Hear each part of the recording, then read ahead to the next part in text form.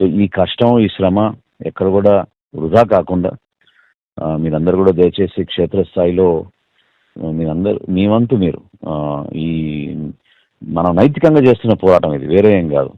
ఈ మాట నేను ఎందుకంటున్నా అంటే ప్రజల్లోకి మనం వెళ్ళగలిగే అవకాశం మనకి హరిహర వీరమల్లు ద్వారా దొరికింది.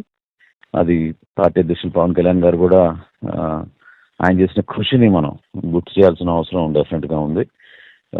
ప్రెస్ మీట్లు, అదేవిధంగా మీరందరూ కూడా ఈ సోషల్ మీడియాలో కొంచెం జాగ్రత్తగా పాల్గొనడం, వీటితో పాటు స్థానికంగా ఉన్న మన వాళ్ళందరినీ కూడా ఈ ఈ నాయకత్వం వివిధ స్టేజెస్లో ఉంటుంది. మీ అందరికీ తెలియదే ఉంది. గ్రామ స్థాయి నుంచి మండల స్థాయి, మండల స్థాయి నుంచి జిల్లా స్థాయి.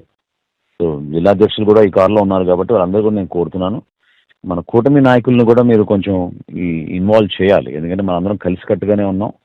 ఈ ప్రచారాన్ని ఎదుర్కోవడంలో వాళ్ళు కూడా భాగస్వాములు అవ్వాల్సిన అవసరం ఖచ్చితంగా ఉంది.